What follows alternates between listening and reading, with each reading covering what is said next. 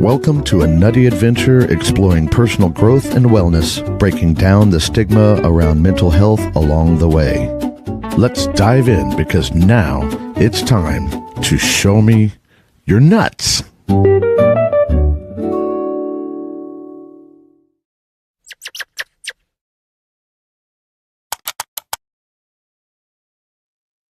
It's time to get nutty again, folks. Welcome to Thursday and welcome to Show Me Your Nuts. My name's Stacy Braiuca, and entrepreneurs at the crossroads of technology and mental wellness. Got Techxiety? I solve that. So I bring the technology and the mental wellness all mixed up together in all sorts of a squirrely nutty mess every week in different ways. And today is no exception to that rule. What is the exception is that I have a cold. And so this might be a shorter show than usual, depending on how many coughing fits I manage to have or not have today. But I like to keep it real, so I'm telling you what the real is along with that. So, yeah, today we're gonna talk about apps and apps versus overwhelm. Choosing what helps, as in,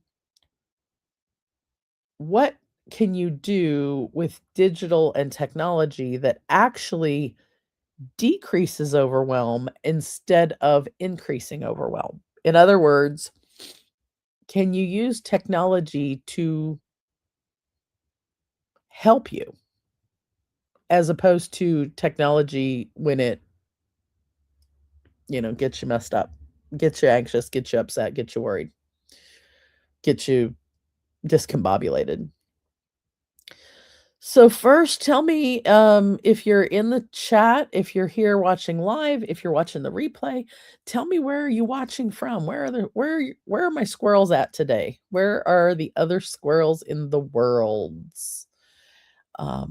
And I will peek over at the comments when I get a chance to see who's here from where. As I'm sorry, I itched my nose. Must be I don't know.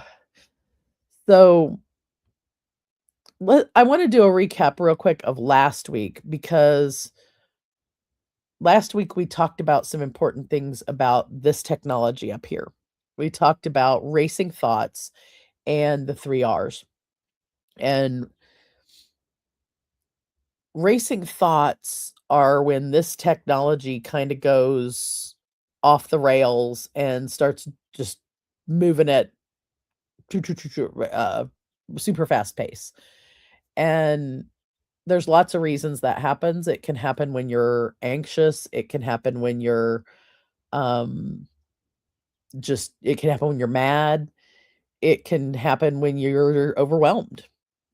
And so we're going to talk about that overwhelm, and then we're going to bring that into today and talking about apps. So racing thoughts last week, that what we talked about, we also talked about the 3 R's. And so I just want to review those really fast in case you missed last week. Go back and watch last week's episode. I think there was some good information in it. So the 3 R's are: recognize your thought train, or your train of thought, whatever train you've got running through your mind, whatever choo-choo's going on. Recognize it. Recognize what it is that's going through there. What is the racing thing that's going through there over and over? The second R is regulate your nervous system. And we talked about different ways to do that, of your 5 senses, or taking a box breathing, and for breath, taking in a breath, holding it for 4 seconds, count of 4, then letting it out through your mouth for a slow count of 4. So things that regulate your nervous system. Another good regulation of nervous system is called progressive muscle relaxation. And basically for it, you start at your toes and you scrunch them up just as tight as you can, and you hold them for 15 to 30 seconds, and then you relax them. And one of the things I think that's important when you're doing either of those is mindfulness. And when I say mindfulness about that, I don't mean being in a meditative state entirely, or, you know, blanking out your mind, but more when your toes are scrunched up like that, take your brain and think, like, just send all of your thinking power to your toes going, "What is that feeling? What does that sensation feel like? What does it feel like when my toes are just scrunched up so tight? What is that tight feeling?" And connect your brain with the tightness. Then when you let it go, connect your brain with the looseness and how things relax. And yes, I'm saying those words that way on purpose. Because when we pay attention more to the relax, that actually tells our unconscious mind what we're wanting. Our unconscious mind talks in pictures and stories and sensations. So anytime that you connect with the feelings, the feels in your body, like how something feels, like how does it feel to have a snotty nose? Anytime you connect with the feels in your body, you have more, and that you connect with what feels you want to have in your body. That's like telling the universe or telling your unconscious mind what you want to do. And then it is like, "Oh, that's what the plan is. Then let's do it." So, if I connect with, say, this sinus business I have, and I connect with the feeling of feeling relaxed and feeling like all of the yuckiness is drained and it's not there. And so feeling what does it feel like to feel good? So, you know, close your eyes and think about what is that feeling like when the sun's on your body, when you have the sun out in the world and you're outside and you feel what sunshine feels like on your body and you feel how things feel good and your blood's pumping, you've got fresh air, you've got sunshine. You can actually trick your body into thinking that there is sunshine on your body, even if you were in a cold, dark room. Our brains have that much power. And so when to regulate your nervous system, harnessing that power of regulate or that power of our mind to trick ourselves into feeling like we have sunshine on our body, even when we don't, is a way to regulate your nervous system because it brings you back into balance with what your mind is thinking and what your body is feeling. Then the third R is redirecting to your next step, and it's your next tiny step. So when we're talking about racing thoughts, recognizing that thought train, regulating your nervous system, and redirecting your next tiny step. When you redirect that next tiny step is what is the one little thing I can do that I want to do next? And maybe it's simply getting up, going to the kitchen, getting water, and taking a drink. Little steps. Because even that next redirection of going and getting that sip of water redirects what your brain and your body is doing. And it's kind of like it's almost like you're trying to take it off. I'm not coming up with the word I want this morning. Um, but I mean, it's redirection. But you're trying to trick it into, hey, let's go do this other thing. And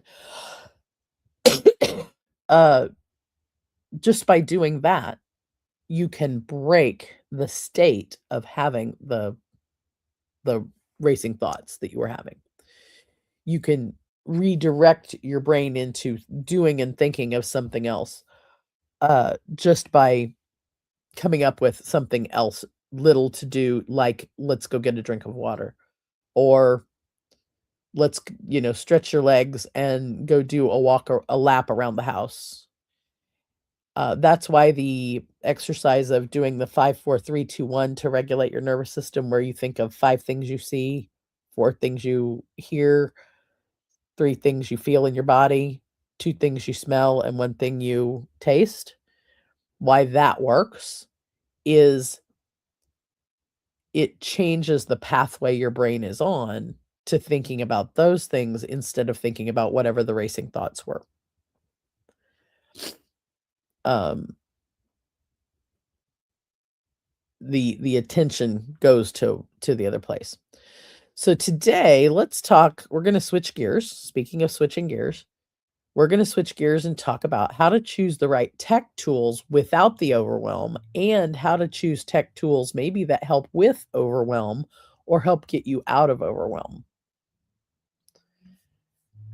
Uh, so, oh, good morning. G is in the house. Everybody, welcome, Miss G.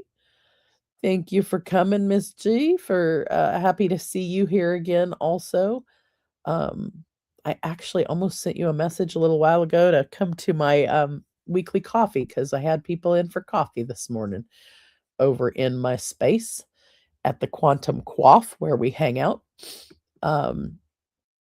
So anybody who wants to, every Thursday morning, 9 a.m. Central, quantumquaff.com. We have coffee there every Thursday morning, and you never know who's going to be there, what we're going to talk about, or what's going to happen. So, how charged? Let's on this tech overwhelm business. On a scale from 1 acorn to 10 squirrels, how tech overwhelmed are you feeling today? On a scale of 1 acorn to 10 squirrels. How charged are your nuts today? On a scale of 1 acorn to 10 squirrels. And if you're happen to be here live, drop me a number. We got 3 acorns coming in hot from Texas. 3 acorns coming in hot. Who else? Who's got something besides 3 acorns? Now I feel like an auctioneer. Who's got 4? Give me 4. Give me 4. Who's got? I can't auction for nothing. Who am I even? I don't even know who I'm fooling with that one. My husband be the auctioneer, not me. So I got 3 acorns. Who's got more? Who's got more? Who's got less? Somebody tell me who's got more, who's got less on the 3 acorns to 10 squirrels. For tech overwhelm, I usually don't have any. So I will call it 1 acorn for me. It took me a long part of my life to realize that other people get like really, really frustrated with technology, and it really bothers them, because it has never bothered me. In fact, I get excited when I have an issue with a piece of technology, predominantly software. Let me clear that up. Hardware, that's a whole nother story. Hardware, I get frustrated AF super quick. Software, I've rarely met a piece of software I can't figure something out with. Now, maybe not all of it, but I can dive in pretty quick, even if I have no idea what it does. So it took me a long time to realize that other people get really frustrated, like just with turning the device on and what do I do next and what do I do? And to me, it's always been natural, and I don't know why. I really don't. Other than I've been dealing with various types of technology my entire life, and with things like, I had a Commodore 64 in 4th or 5th grade, and that was in the late 70s, early 80s. So I've been at this game for a while, and I've watched the software and various things develop, and new basic types of programming from that point. But for me, it comes to the problem solving aspect, because it's not necessarily just the technology. When you're dealing with a problem, quote unquote, or something that you can't, that even like, word math problems. I loved. When you're dealing with Johnny brought 6 apples home from school and Mary bought 3 oranges, how many pieces of fruit do you have? Whatever the thing is. Um, I loved that kind of stuff. I still do. I used to buy logic puzzles just because they were fun to me. Um, I like that kind of thing of gathering up um information in your and how do you solve this as an issue? What pieces of information do I need to know to make sure to see if this is working or if this is working or if that's doing something right? And I've just always loved that. So for me, it's challenging to wrap my head around not be or about being frustrated because I've never been that way. At the same time, as a therapist, obviously, one of the things I do is helping people regulate their nervous system and not be upset at things. So,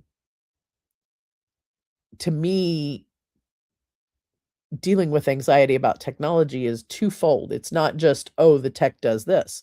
No, it's we have to deal with the technology in here. We have to deal with the technology in here, and we have to make it work first, really. We need to calm it first. And then we need to look at what is the challenge that the individual is having.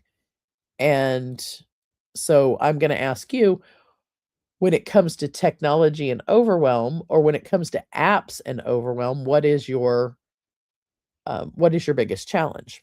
What is the thing that causes you the most challenge with that? So we're going to talk about the nutshell of what we're talking about today. The nutshell of what we're talking about today is um, how to make technology your ally and not your adversary. That's kind of the gist of that today. And apparently, Stacy um, running the backside of this today. I'm a little bit slow. Um, my processor's running kind of slow because of this cold, so forgive me. But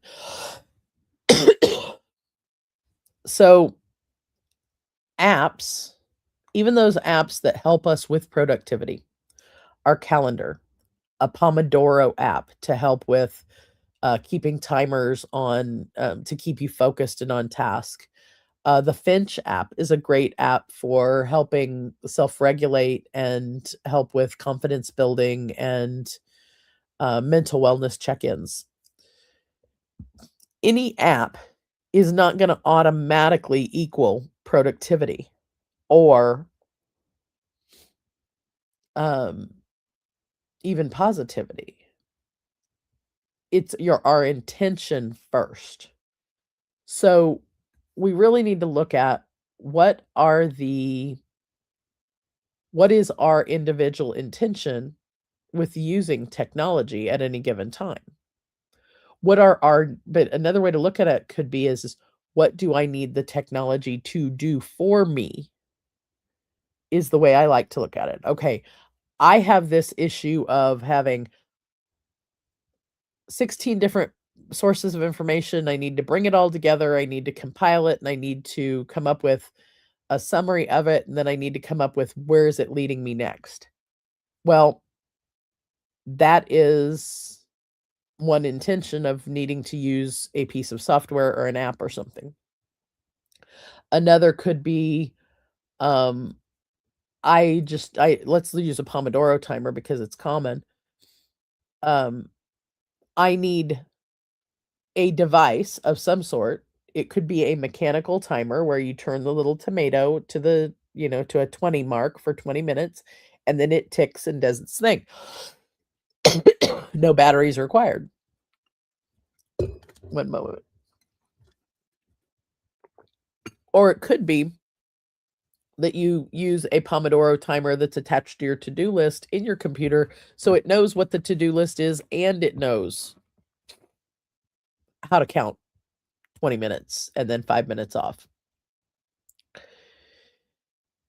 whatever the app or software it is, it's your intention to use the device, the app, the software, the um, tool, if you will.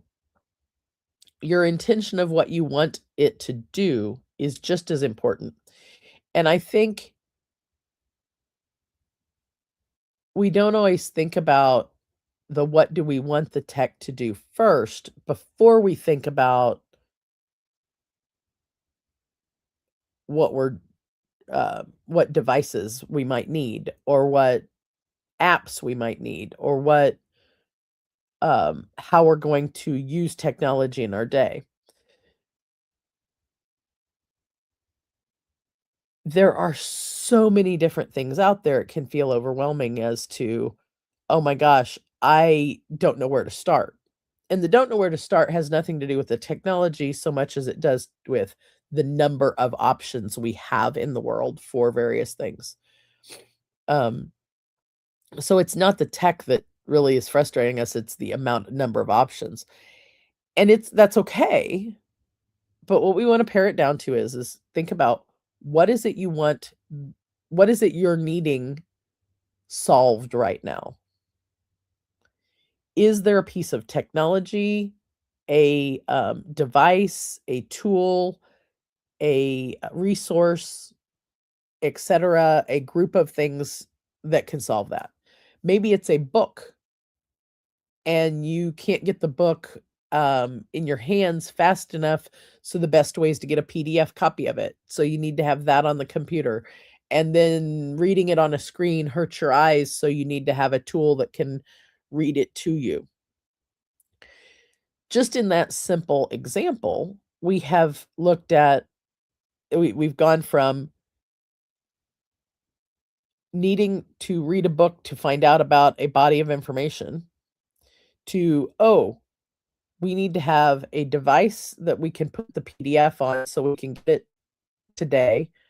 We need to be able to, how is it we're gonna get that from there? Is the book available on a website? Or are we getting it on a Kindle? Is that an app?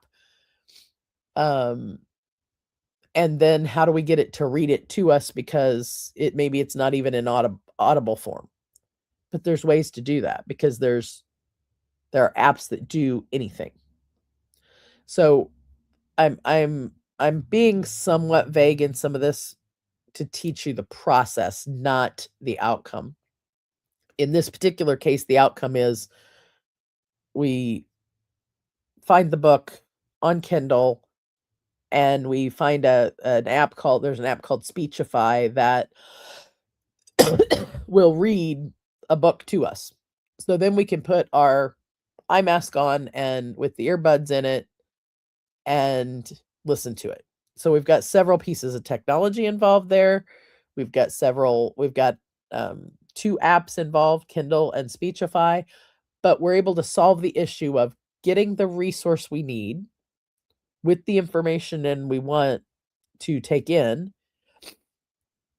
without having our eyes hurt from reading on a screen.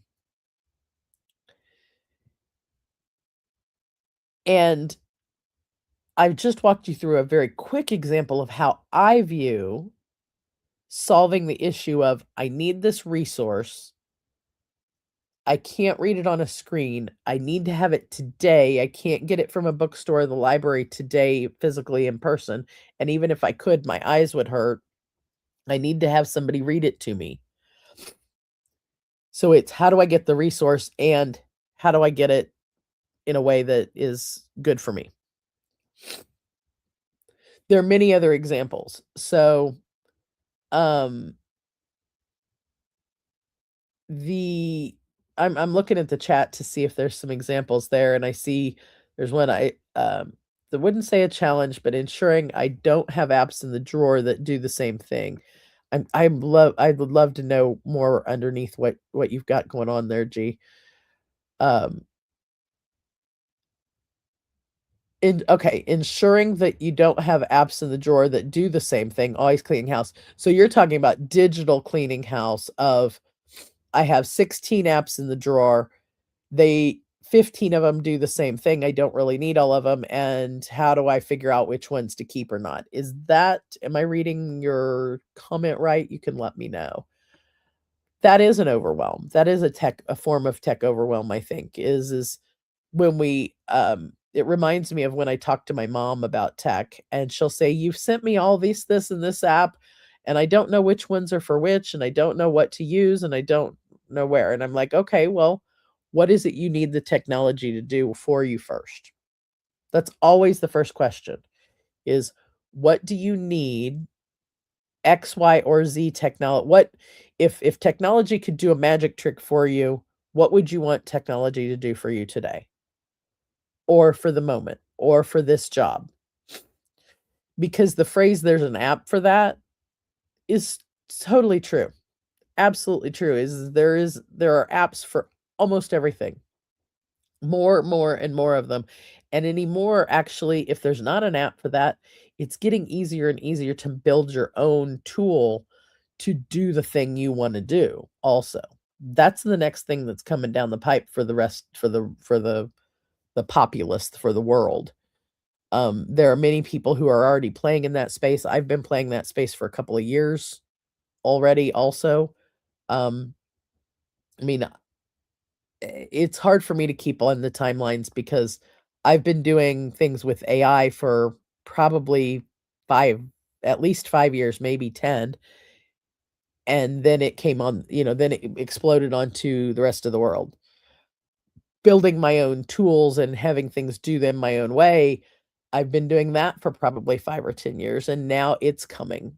If you hear people talk about the phrase vibe coding, that's, uh, that's one of the next things that's coming out, and so those things, as they come to the public, I I struggle personally because I've already been doing them, and so I have to, like, go, "Oh, yeah, wait a minute, this is all new to everybody else yet." Um It's also a superpower. I'm glad that I was there first. I enjoy playing with the toys first. But let me back up to the having so many tools in your toolbox and not sure which ones to use. I think we all are always in digital cleanup. Just the same as you end up with, um, you know, 500 blouses in your closet, and 4 of them are for super cold winter, 4 of them are for the beach, and there's all these ones in between, and do you have it separated out into which seasons? Or do you separate it out into sizes? Or do you separate it into colors? Do you even wear half of the things anymore? And when do you sort through the closet and give stuff to Goodwill? Um, like, if there's a bunch of stuff that doesn't fit anymore, you take that out and you're not gonna wear it anymore. It's similar with digital cleanup, and I think, gee, I really appreciate you bringing that up because I think having a, um, process or a strategy for how and when you do your spring cleaning, if you will, digitally is kind of important. Although I'd almost call it maybe winter cleaning because it'd be a great thing to do when you're stuck in the house, it's yucky weather outside, and you can't get anything else done, is curl up in bed and go through your different apps and which ones do you use and which do you not use anymore. Because one of the things is, if you haven't used an app in a certain amount of time, maybe you get rid of it off of your phone, but then 6 months later you realize you want it again, you can always put it back. You can always put it back on. This isn't where the show was gonna go today, but I like how it ties in with apps and overwhelm, so I'm gonna go with it. Um, Digital cleaning house, apps upgrade their services, find you no longer need one you've been using for, example, using Descript for captions, but now Canva offers captions. Um, Digital cleaning in October, working in on annual CODB. Ooh, now you got me curious.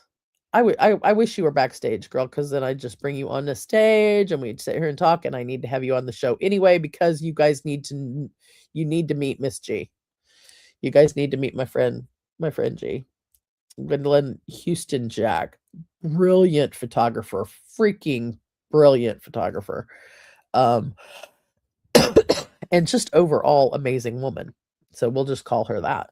Cost of doing business. Cost of doing business annual. Oh, and cost of doing business. In other words, I'm going to guess going through things and going, do I still need this or not? Do I still need to be paying for this service that I haven't used in 6 months? Or, yeah. And I kind of do mine revolving.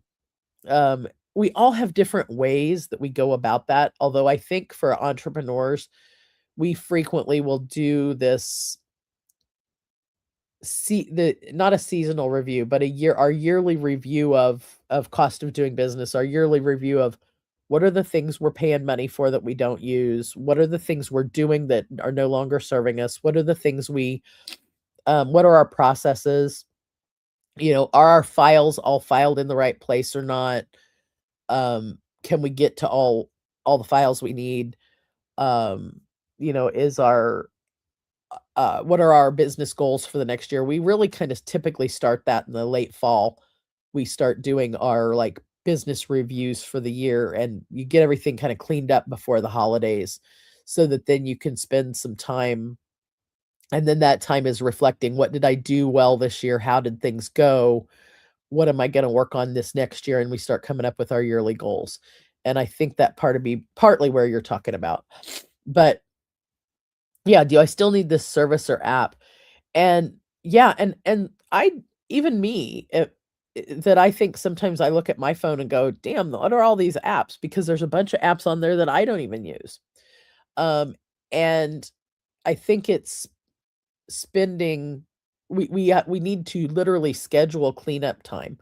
I went to an event the other day that Jessica, the one who runs the um, Breakthrough Show Network, where we're at right now. See the note above me there.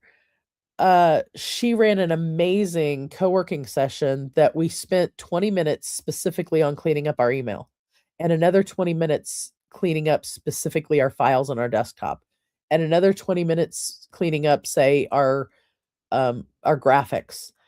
And she's going to run these every month. And what a brilliant, brilliant idea. Speaking of Breakthrough Show Network peeps, T Dubs is in the house. Thanks for coming by, T Dubs. Appreciate you. Um, that particular co-working session of focused work to clean up certain things, I think is what we all need when it comes to looking at and keeping things from being overwhelming. So I think I love the dovetail of the two places we've been today is one, when you look at when you're looking at the possibilities of solving any issue, don't forget that there is an app for that, or there's a device for that, or there's a way or a strategy to deal with whatever the thing is you're talking about. And sometimes it's not technology, sometimes it's the technology here, in between our ears. It's not always digital technology. Um, but there's always a way to make things there's ways to automate things so that you don't have to spend time doing X, Y, and Z. There's ways to um, there are even ways to file your files on your computer in an automated way so you don't have to spend the time doing it. I do think though with that right now, even with the app overwhelm that G was talking about, I agree that we need to schedule time to look at our device and maybe create a folder that says keep, just like the people when they do clean outs of houses on the house shows, and they have the pile that's keep, get rid of, and throw away. Like, so there's keep, send to Goodwill, or give or throw away. And we go through our apps and make a folder that says keep, and any of the apps you use frequently, put those all in that big keep folder. Any of the apps that you definitely don't want anymore, delete. Any apps that you are not sure of, put in the maybe, check on these later. And then you go back and you start with the ones that you use every day and you put those in specific folders or on specific screens so they're there where you're using them every day. Maybe 1 or 2, 3 screens at the most of apps. And then you make sure all of those are updated. So because they will update on their own, but every once in a while I have noticed that apps will sometimes have an update that's sitting there waiting on me. And so sometimes it's good to go to your app stores. I'm an Apple girl, so I can't tell you for as much about Android, but make sure you update and update your computer and your apps frequently. When you're for the love of all things holy, as my friend Jay Facette used to say, for the love of all things holy. When your browser says restart required or update, when Chrome tells you up in the corner and it says update the damn thing. It doesn't take that long. If you don't update something, if you don't apply the updates to your apps, to your browser, to your devices, when they come out and you just let them sit there and pile up, it's no different than you not taking the car for an oil change, not taking it to get the tires changed, not taking it to rotate the tires, not taking it to get brakes on, and then wondering why you get in a damn car wreck. Update when the machine says freaking update. Because you are going to cause yourself more and bigger problems down the road if you do not. If you don't do an update and then you end up with a virus on your computer, or you end up with it just crashing and not working one day, that's going to cause you more issue than spending the 3 minutes doing the update, or setting your timer once a month or once every couple of weeks to look for the updates on the device. My friends and family all know me that I will tell them, because I'm on beta, I get the updates early, and I get to, because I want to play with the new update early. I want to play with the new toys. They're all like, I don't want to update it because it's going to change things. I'm like, I want to see what's going to change because I want to play with the new thing. But they know that because of that, I will let them know, hey, there's an update coming. I just updated mine. Yours is probably coming in the next week or so. Keep an eye out for it. Do the update. Set a time. If you don't have a squirrel in your life that tells you when the things are updating, set a timer. Put a note in your calendar on the first of every month. Look for the updates on my browser. Look for the updates on my computer. Look for the updates on my phone. Look for updates on my watch. Look for updates on my iPad. And just spend a half hour once a month. Really, probably even 15 minutes. Maybe less if you just notice they're there and hit it. Because I will do the updates for those things at night before I go to bed. So it's updating while I'm sleeping. It doesn't need to be updating while I'm busy working. No. But if I notice it says restart required, or I notice there's an update, I note to self before sleeping, turn the update on. Just like you set your clothes out the night before because you have a fancy meeting the next morning and you want to make sure you don't forget to put on your best pair of slacks, your best blouse, and you want to make sure you wear that one piece of jewelry you always wear when you go out. It's no different than that. The difference is people have a phobia or a block against technology, in that it's evil, it's going to hurt us, it's going to take things away, or it's a pain in the butt. And it's the mental block in the way that's more of the problem than actually putting processes in on how you deal with it. No different than how you deal with car maintenance, no different than how you deal with cleaning your closet, no different than how you clean your house, no different than you meal prep. It just happens that technology is pays too. Again, I went about 4 places I wasn't planning on today, but I like following the audience where they lead me to, because you guys give me some great great ideas. So I'm going to go over super quick of apps not being automatically productive. You need to use intention first. And that Techxiety is one form of Techxiety, rather, because there's lots of forms of it. It doesn't just take one form, by the way, boys and girls. Techxiety, one form of Techxiety is when the tool becomes the trigger. In other words, when the tool becomes the trigger for your anxiety or your feels to come up, when your feels come up because there's a tool involved, that's Techxiety. And if you got that, I solve it. 3 things to think about when you're choosing a tool or when you're sorting your tools. Like we were just talking about sorting them. 3 things to think about when you're choosing a tool or when you're sorting your tools are clarity, congruence, and connection. Clarity, is it clear? Is this something, do I have a clear use for this? Do I have a clear use for this? You might have a really clear use for it, and your best friend may go, "Oh, I don't use that one. I use another one." And that's okay. My friends and I, like, there's constantly a discussion of which one is the best food tracking app and which weight loss plan or which way of dealing with weight loss is better for people. And I have a group of people that we talk frequently about that. And what works for one person doesn't work for the other. And we recognize that, realize it, and celebrate it, actually, that what works for one person is not working for the other, but we all still give each other all the ideas.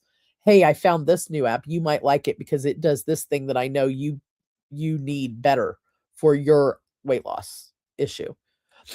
And so clarity, is the tool clear? Does it have a clear use for you? Congruence, does it fit with what you're doing? Does it fit in your system? Does it play nice with others? Which leads me to the third C, which is connection. Does it connect well with the other things?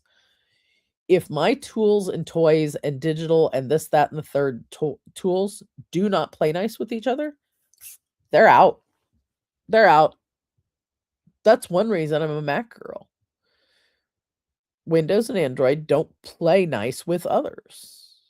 Apple stuff plays with Apple stuff, and I use Google apps on my Apple devices because the Apple app we just talked about this the other day at a meeting.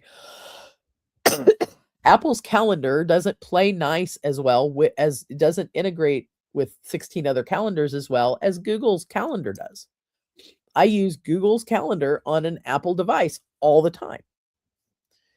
Yes, I have Apple. Yes, the calendar's there. Yes, it has it built in.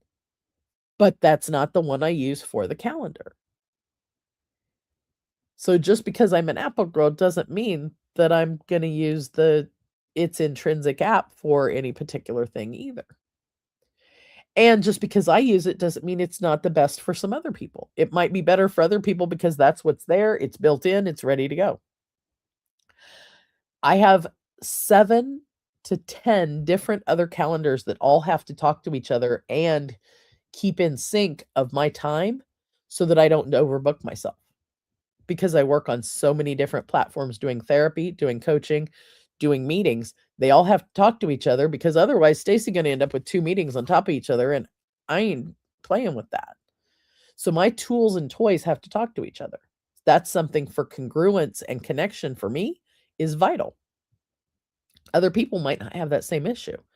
That's why choosing apps and choosing devices, and choosing technology is just as individual as every one of us on this planet. And so in order to help someone figure out what tools, technology, and systems and strategies they're going to use for things in life, I find out what the person's needs and wants are first. And then we build specifically for them, bespoke, if you will.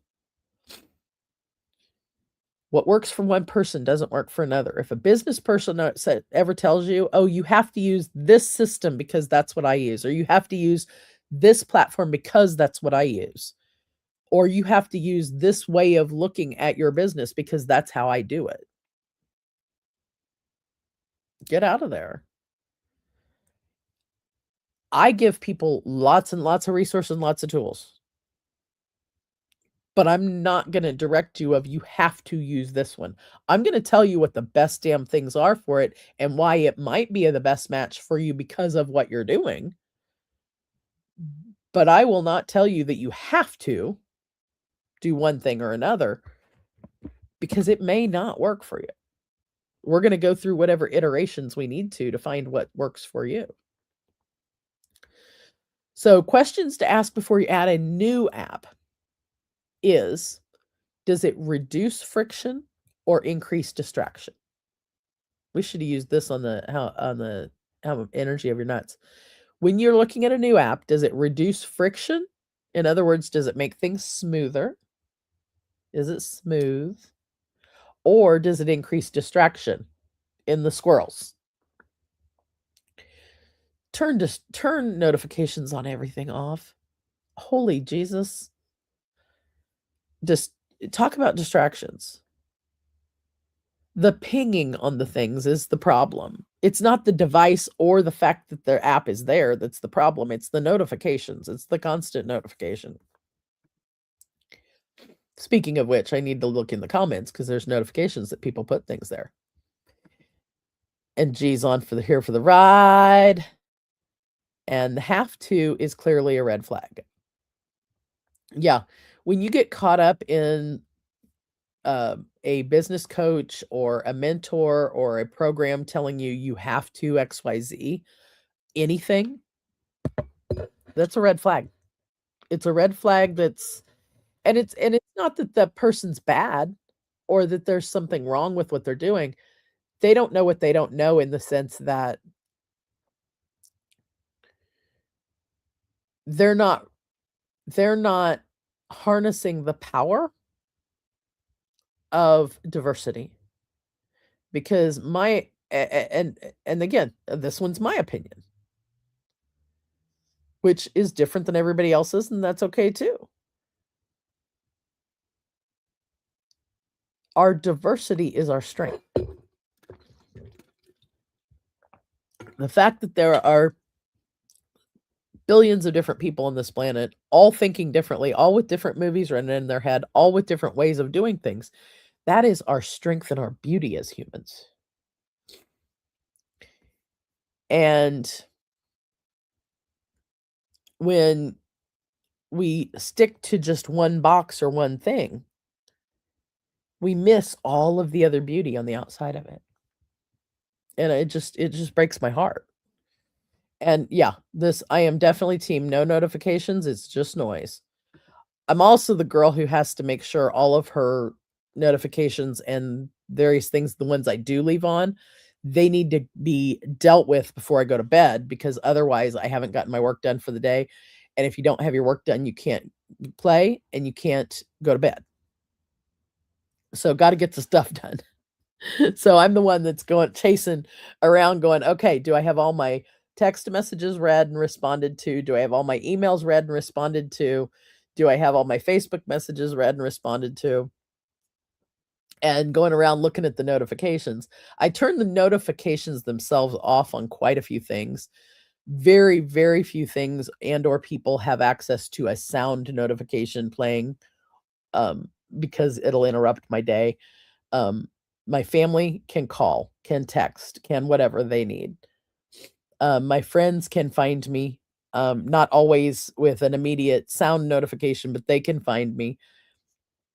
But before I go to sleep, all those little red notification numbers on all of the apps have to be zeroed out before I go to sleep.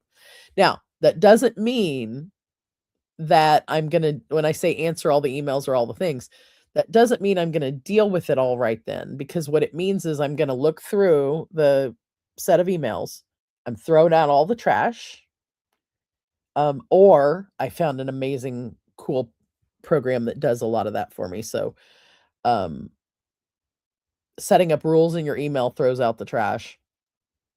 So I can inbox 0 in a matter of minutes now instead of hours. And email eats up lots of our time.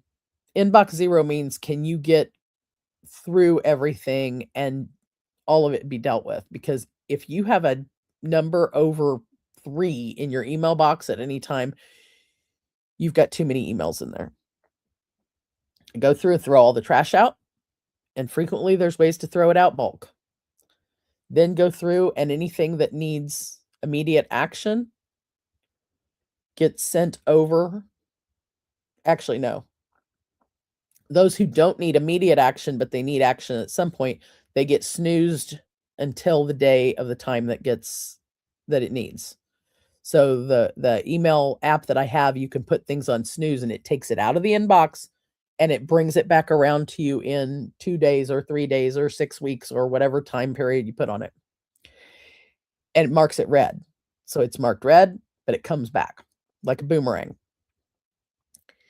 And then the things that are left in the inbox are things that need immediate action. Some of those get forwarded over to my to-do program called Ellie. And then I go over to Ellie and sort the things I need there. And then I start banging out the to-do list in Ellie. So I do canarymail.io is the email I use. Then I use the Ellie to-do planner. And I have a brand new one that I just found called Little Bird that follows me around all day, documents everything I do, and gives me a report at the end of the day of what I did, what I needed to do, and who I need to follow up with and where. And I've actually got a link for that. If you're interested in it, get a hold of me. I'm happy to pass along it is an affiliate link, but that one is going to blow your mind. Actually, Ellie and Little Bird blow people's mind. But Canary too. I'm coming up with a pretty good tech stack that I can get things done faster, much faster than I ever could, and I could get things done fast. But it's because I want all of those notifications done at the end of the day and turned off, because when I close this computer down, I want to know I've gotten everything done that I could get done, that I needed to get done, and I don't have the racing thoughts that we talked about at the top of the hour, because I'm worried about what's where and what needs to happen. So, family gets notifications, business appointments get notifications, everything else can wait. Abso-freaking-lutely. I don't use badges on too many, but there are certain things I use badges on. And you know what? They're notifications from messages from family and business notifications. That's pretty much what they are. So kind of, I think we're aligned there. Now, messages or emails are waiting. The system takes care of those for me, so I don't worry about it. Because if it's junk, it pretty much gets eliminated out of my face anyway. If it's newsletters and things that I read, but I want to read them on my time, it moves those into place for me so I don't have to see them, and marks them red. We live in a world where automation that fits your personal way of doing things is available, accessible, and not super hard to set up. But it starts with what is your need, your intention, your budget, your tech acumen. And then you start figuring out, okay, what are the tools that are available in that way? How do they work? And how do you put it together into a system? It's more programming this thing up here to follow a system than it is programming any machine to do something. It's what is your strategy of how you go about your day? A habit of, like, what are the steps it takes to brush your teeth? We don't think about it, but there's steps that we take to brush our teeth. And we brush our teeth once. Some people get it in twice a day. I'm not so good. Supposed to do it twice a day. But there's different steps that you take to do that, and you don't think about the steps because you've put it into what's called a strategy. You've put together the steps into and it becomes a habit. After 21 days or more of doing it, it just becomes a habit, and you don't think about what you're doing, you just do it. using the technologies to get more done so that you have more time to do this with each other and more time to take care of yourself and relax is vital. Tech should never cause overwhelm. It should always be for good and for feeling better. Using your nervous system as your user interface. Notice how the apps feel, not just how they function. Mindful uninstallation, letting go of expired tools. When you do that cleanup, let go of the things that are expired. Simplifying your system, the ones that talk to each other, the ones that work well with each other. And then look at what's left, what's not in my toolbox that should be. What is something that if I could dream up an app and make it do what I want to do, what would it do for me? Because I guarantee you there's either one out there or there's an easy way to build one. Where we're going next is you're going to be able to build your own tool to do the thing you want it to do. If it's not there. I most of the time it's there's something out there that will do something. And it's dreaming about what it could do that I think we don't take advantage of that. Because I needed something to clean that damn inbox up for me. I needed it to be able to manage many of those things for me, to manage the tasking for me, and to manage what I have done and haven't done during the day, and help me plan what I need to do next. I need somebody who could follow me around every day. And that's the one that I found literally yesterday. I'm testing a new app that is going to make my what looks scattered to other people's system look even more refined than it ever has been. And it's not particularly scattered. It is actually pretty refined. I get more done. I can get more done, blast through more in 8 hours than many people I know. And I can get more done in when I can get way more done than any of the corporate office I was ever in.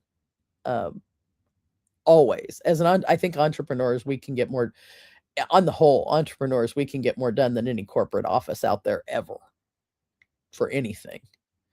We're productivity nerds. And we can also know to take care of ourselves with it. So I'm going to wrap us up with some nuts and bolts of what we're doing here.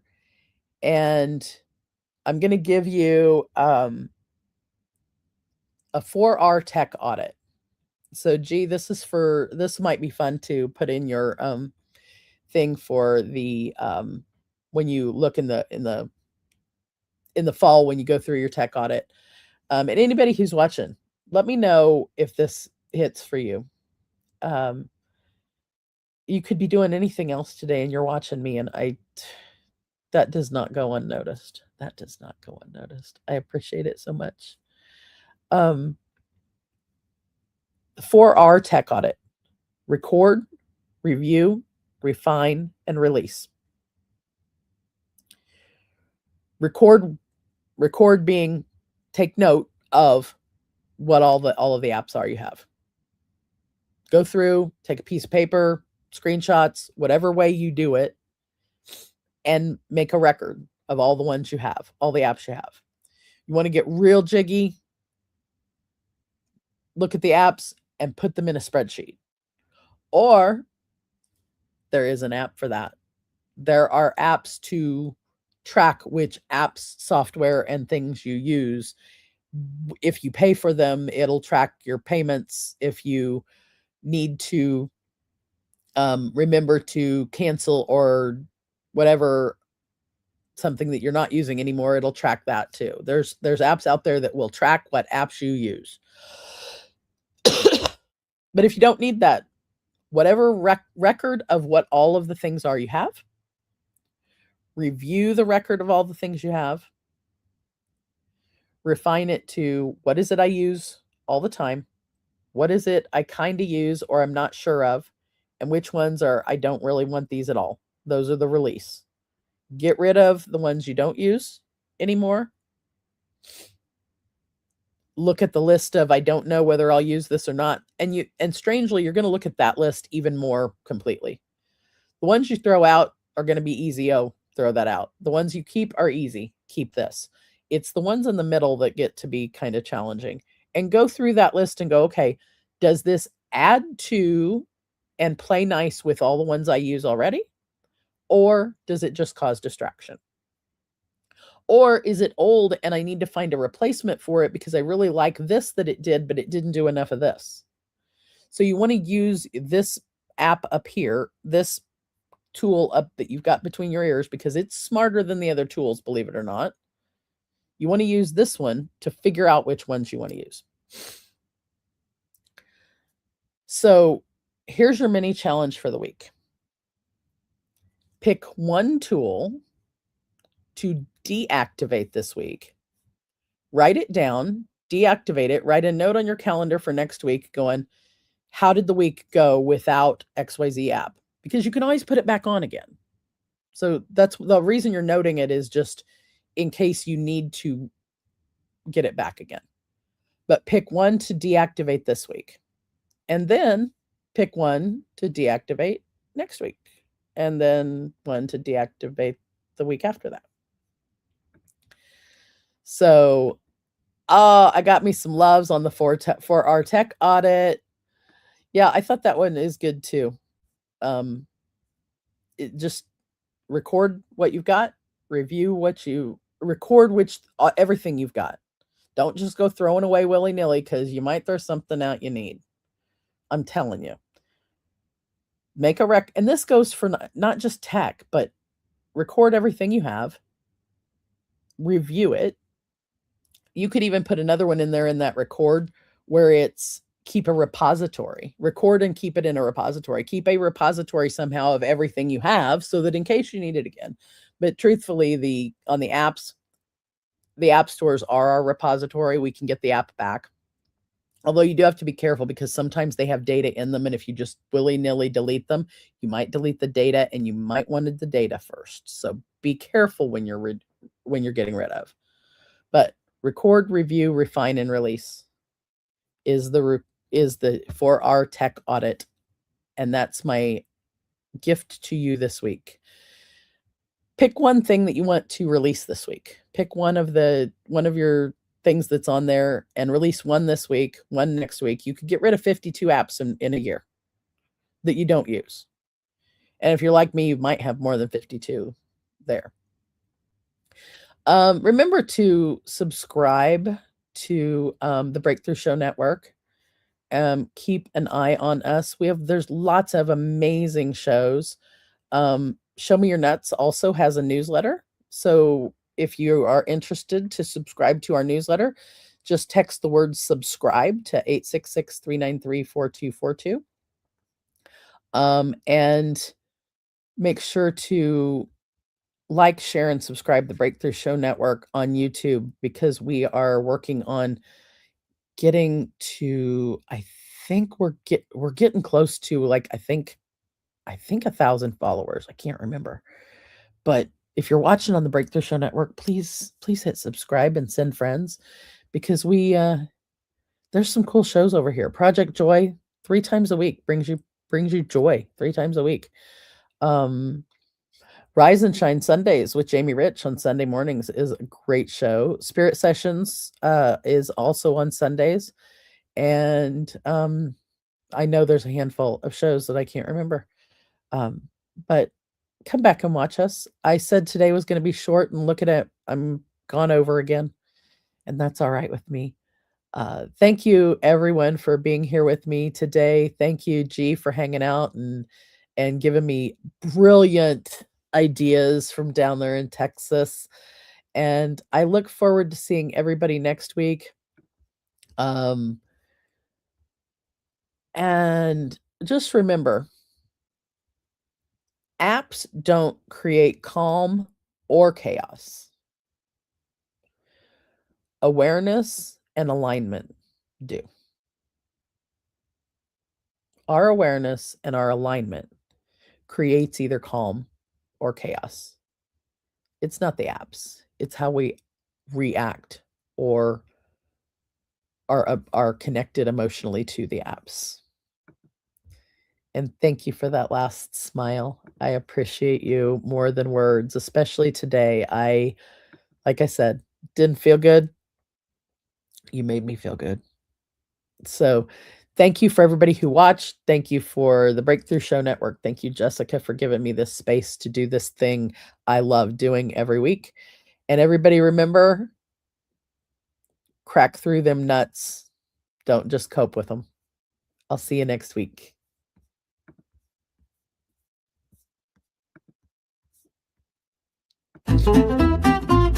Thank you for joining us on this nutty adventure. Remember, personal growth and wellness are journeys best taken together. Keep exploring, keep growing, and don't forget to show me your nuts next time.